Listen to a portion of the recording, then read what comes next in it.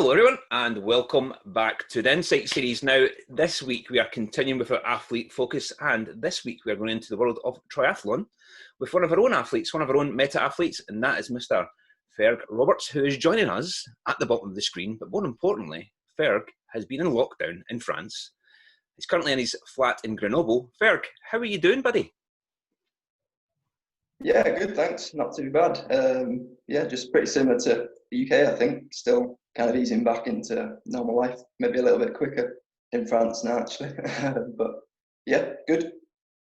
Obviously, France has had a bit more of a more severe lockdown, but it looks like maybe that kind of tactic, as we've seen across the board, internationally seems to have paid off a little bit more. And it looks like you guys are actually approaching almost relatively normal life, if there is a normal life after this kind of episode.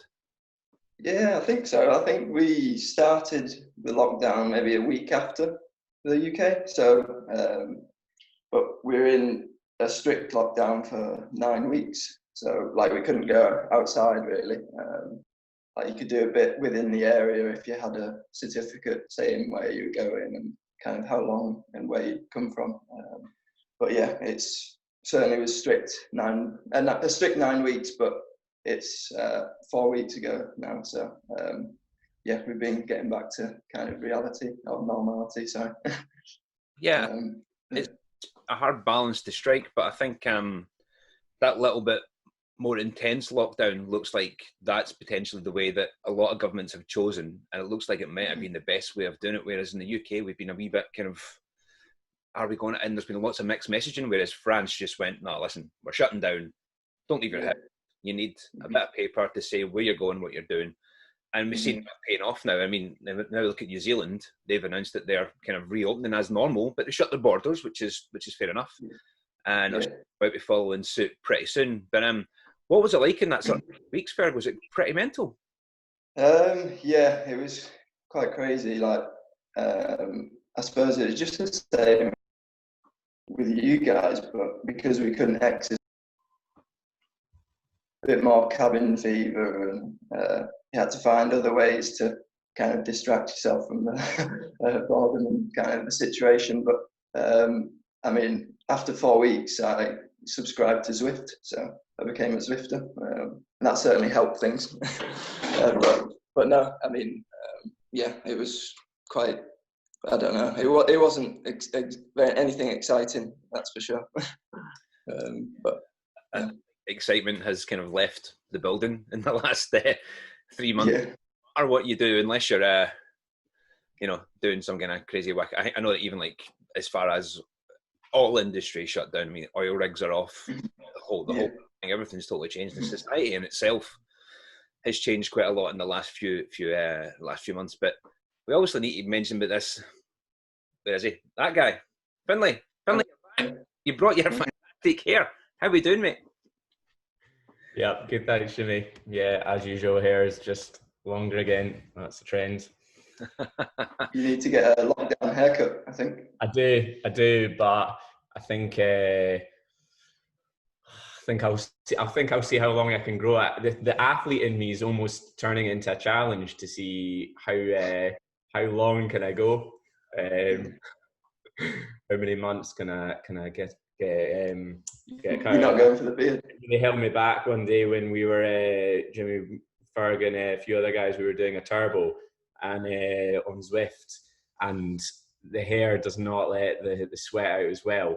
And at one point, I was having to shout through to Katie to come and open the window, which funny moment because it was about 30 degrees in there. So amateur. Yeah. I was going to say, actually, I think that's the last time I've seen you. It was on Zwift. Yeah, you disappeared though. Yeah, I was gone. 4 hours in, and the legs went pop. Yeah. Well, there's 4 hours on Zwift, probably worth about 6 hours outside. So yeah, exactly. Although you did a 24-hour challenge, didn't you, Jimmy? I do daft things like that all the time, Ferg. So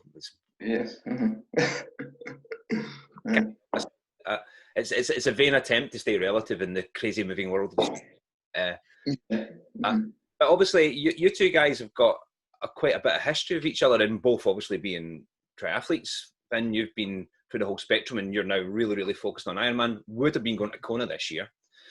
Ferg, you have came from literally, well, let's talk about your career, Ferg. Where did you actually, what was your gateway into triathlon? And you've obviously went through Olympic and sprint distance, but now there's going to be a change, which we'll talk about.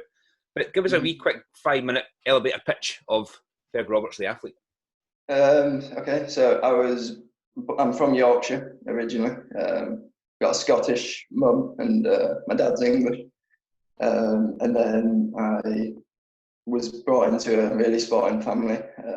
I have a brother and sister who are both into triathlon even now.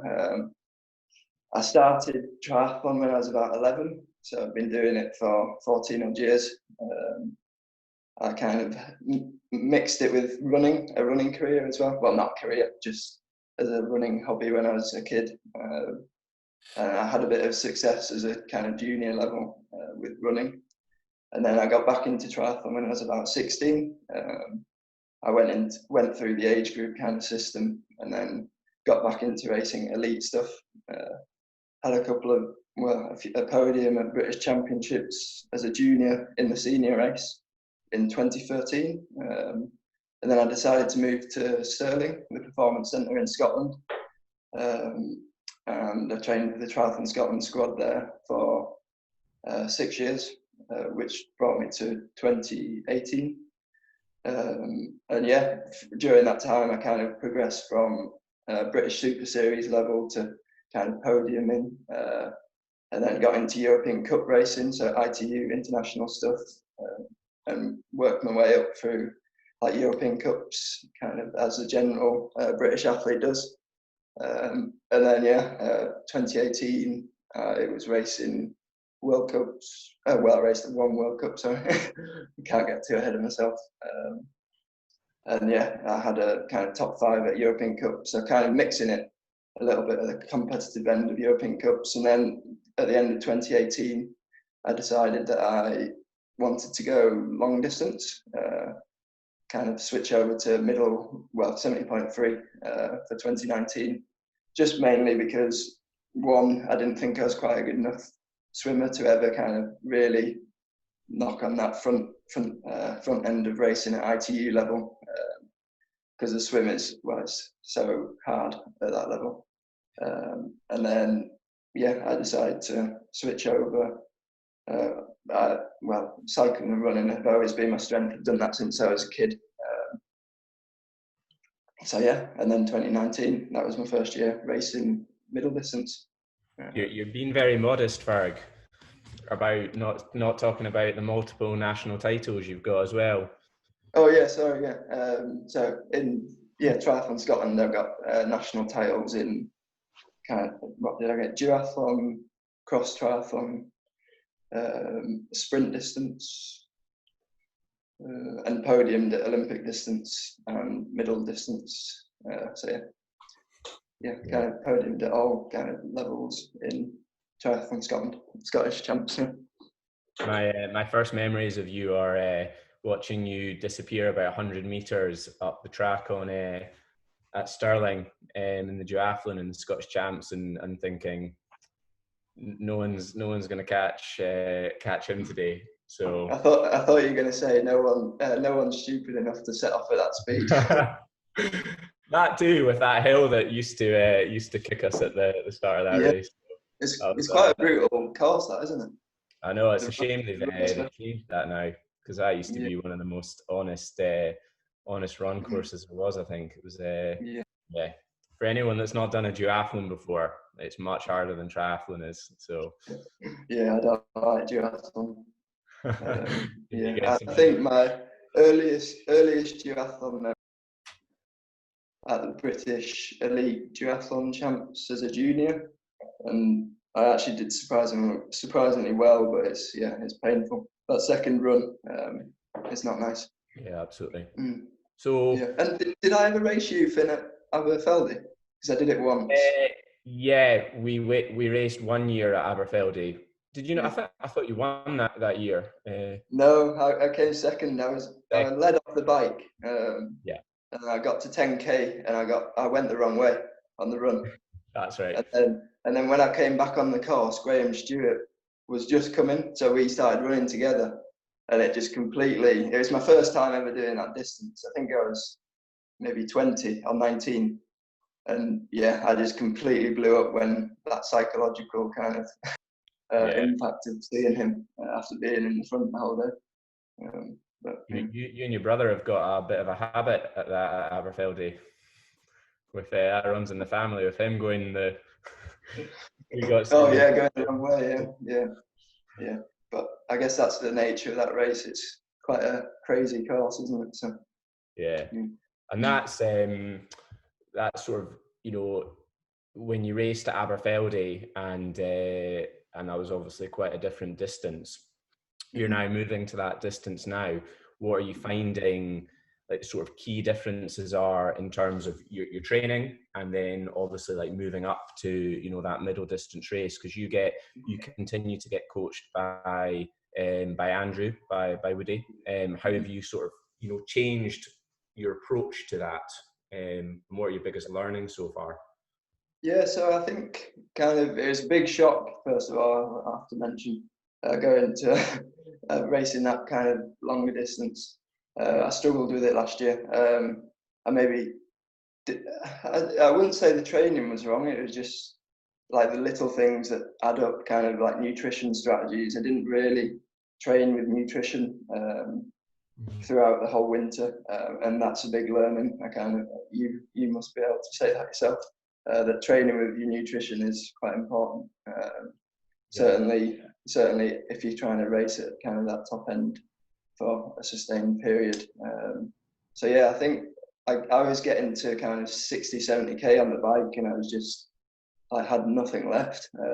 I don't know whether that was maybe poor management of kind of energy conservation, because I'm used to like the ITU stuff where you just go out hard for as long as you can, basically, and just kind of being a bit more conservative with your power and things. But I mean, I've never really been that scientific with training, or kind of using science like data, power data and things like that. And I think that is definitely a big learning going into not this year anymore, but it was going to be just kind of using that and training, because I think a lot of like my volume of training didn't really change much.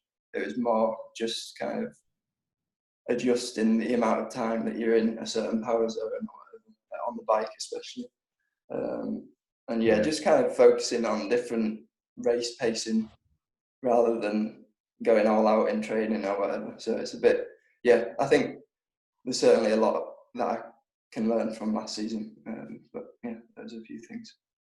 Yeah, I think for me, the two really interesting things when you look at sort of short course athletes moving up to long course is there's always an expectation that if you're really fast, you're just going to continue to be able to go long and fast.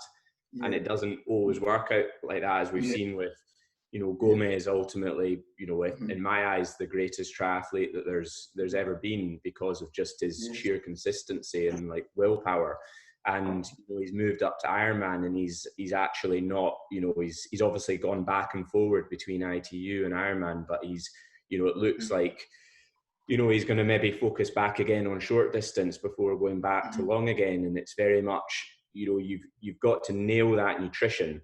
And then there's also, you've got to accept that you maybe have to slow down a bit, because, you know, long course athletes don't have the same acceleration that short course athletes have. So you really do have to try and tweak and alter those training sessions to make you ultimately as specific as possible to sort of what, you know, what your aim is. And that's where I would say, you know, 70.3 racing is almost closer to ITU than 70.3 racing is to Ironman. But it's you know, is that what you find? You still think you're going hard, you know, in a lot of training sessions, still a lot of intensity there? Yeah, I mean, I've certainly learned now that you kind of want to be aiming to train at your targeted pace more, if you know what I mean.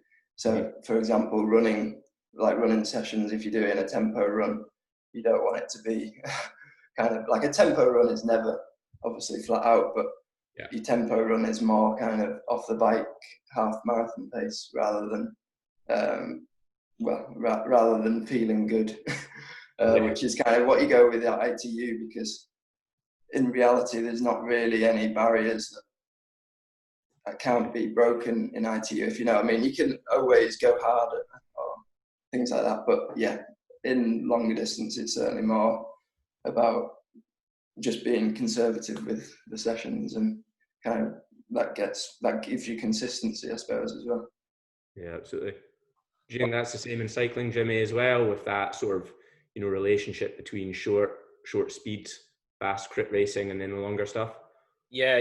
I mean, I used to do a winter of track, and then you do a summer season of, I suppose mine was kind of similar. You were doing 20 to 40, maybe 1 hour events maximum on the track if you're doing marathon. But all your sessions were short, sharp, you know, really, really stabby. But you had to do an awful lot of stuff to back that up, so that when you did come to your racing roads, your road phase, you had the ability to kind of switch. But at the same time, it was a really tough switch.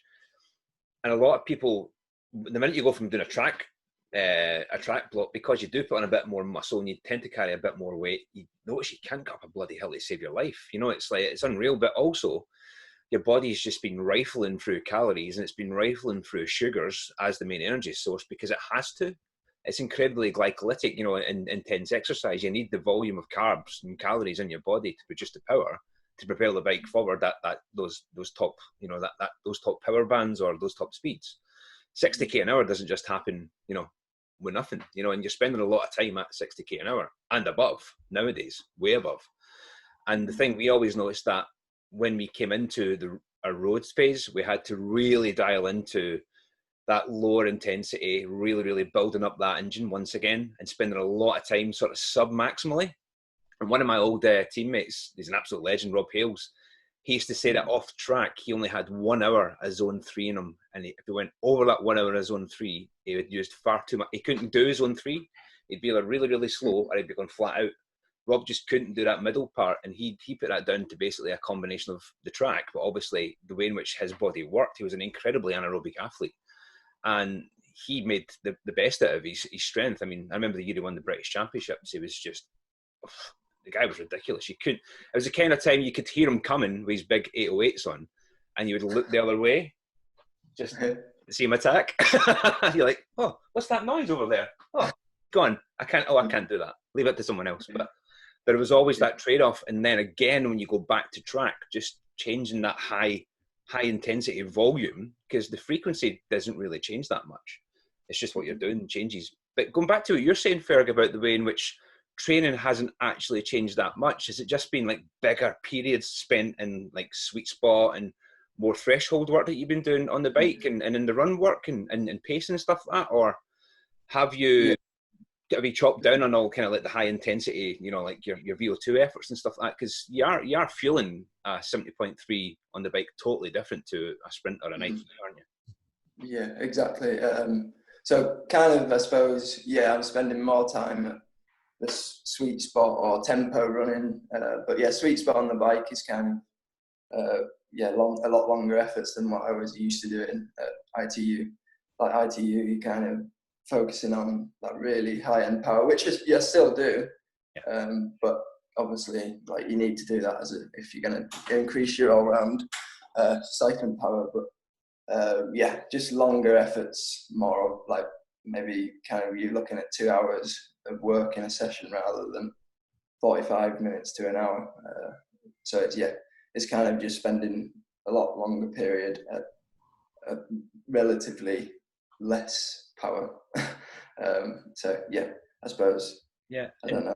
I don't know if that's a scientific way of explaining it, but it kind of mirrors. It actually mirrors exactly where a lot of people are right now during COVID-19.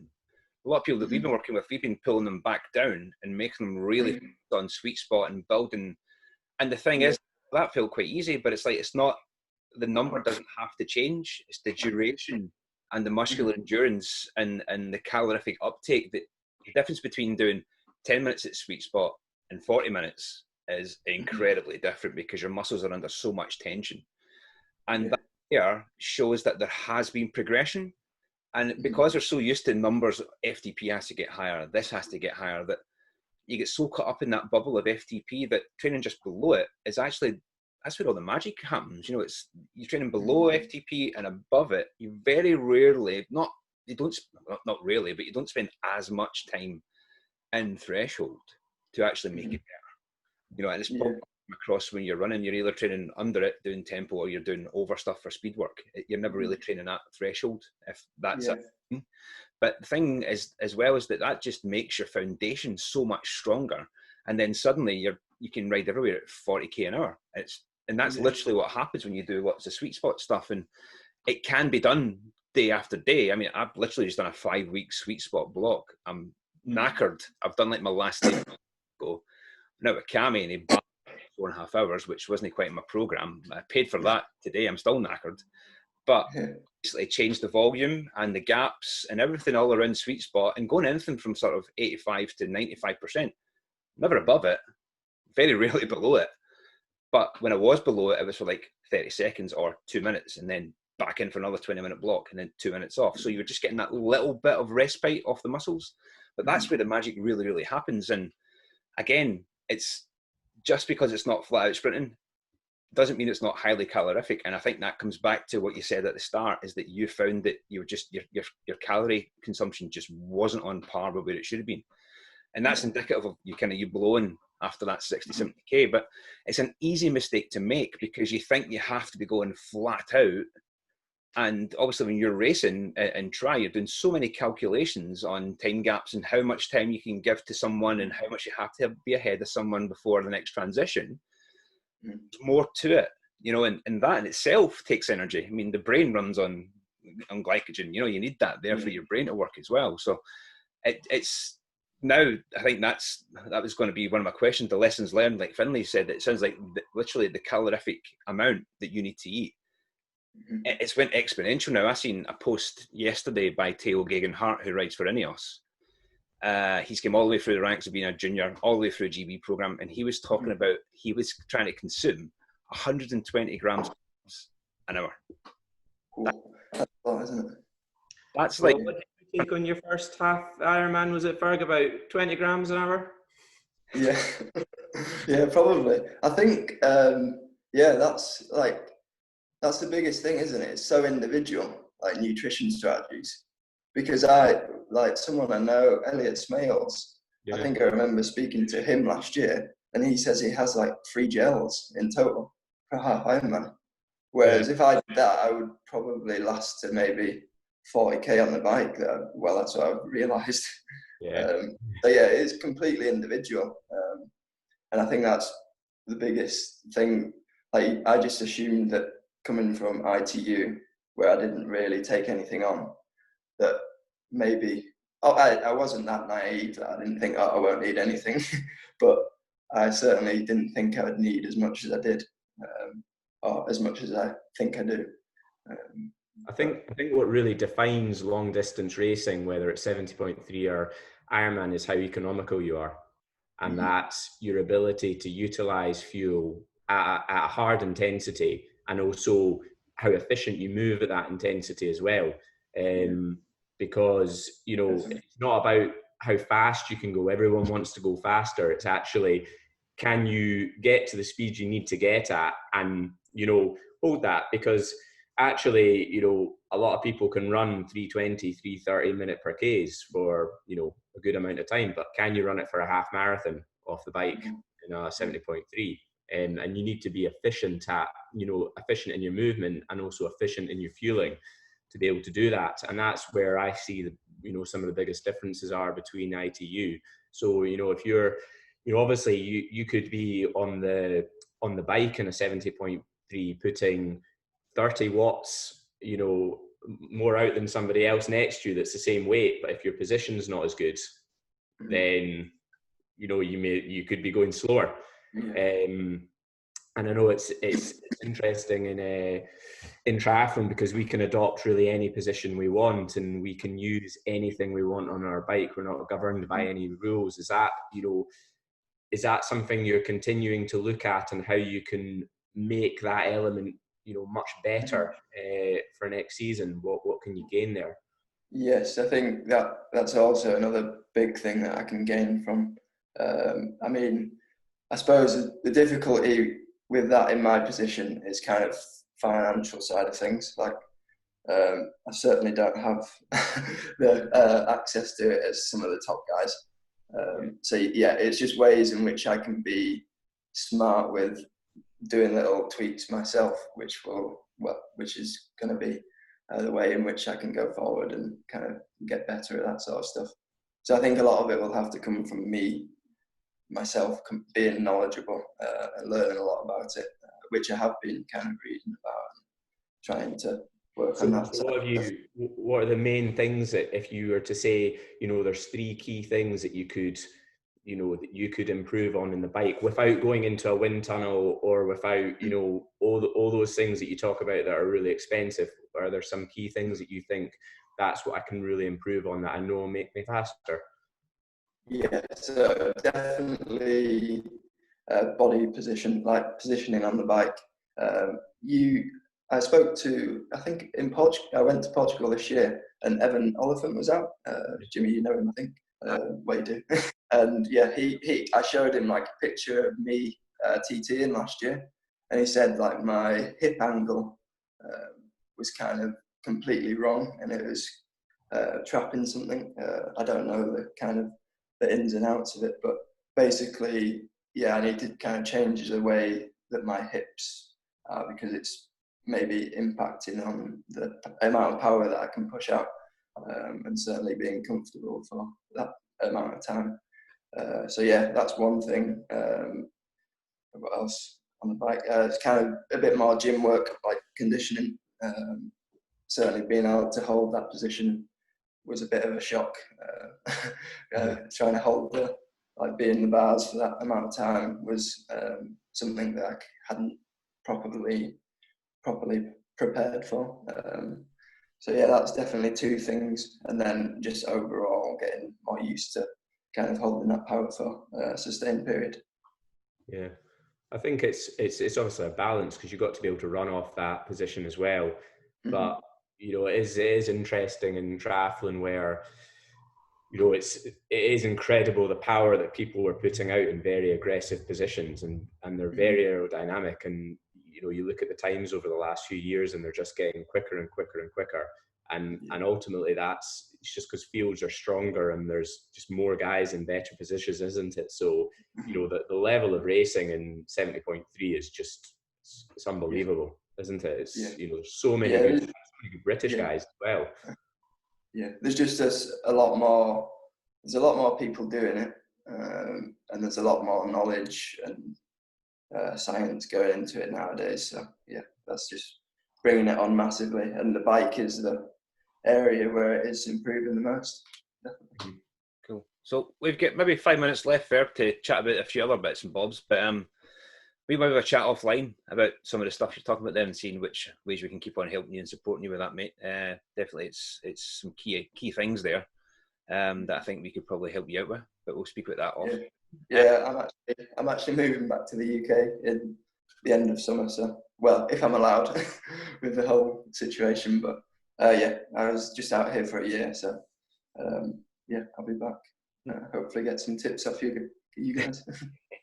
We'll see what we can do, mate. Definitely here to help you. Aspirations for the future, then. What we're looking at? I mean, we've covered quite a few things there, which, if you nail those basic things, they're aspirations in themselves, aren't they, to be a more efficient and more well-rounded athlete when it comes to the sport of triathlon. But kind of results-wise, are you driven result-wise? Are you just really focused? No, I'm not. I want to do well, certainly. But I think the biggest kind of goal is just to kind of achieve what I feel is my potential, if you know what I mean, if that makes sense. Yeah. So I feel like I've always trained and been at a high level in that kind of respect, but never quite had the results to back it up. And I think that's just something that I really want to still do or achieve in my career, I suppose. I'd like to nail the kind of the pro middle distance stuff potentially move into Ironman as well.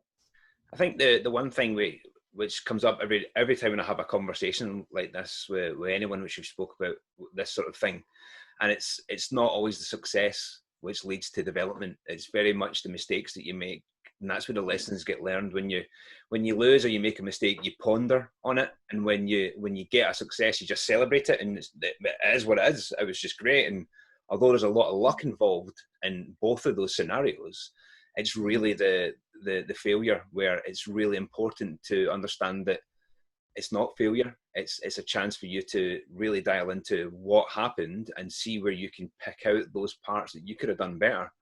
And there's always small parts that you can do better. And literally the few things that you've said there right away, postural positioning, strengthen that position on the bike, with the bike being the biggest kind of, the most important aspect now, from your point of view within Tri, that as well as the fueling aspect. They are three things. If you can nail your S&C off the bike, be posturally disciplined to stay in that position and can consume the right amount of calories for you and what works for you, well, that's three really important things. Finn, you get any kind of quick fire questions for Ferg before we say cheerio or bon nuit? Quick fire questions. What's your favorite session, Ferg? I like hill sessions, so hills on the bike or hills on the run.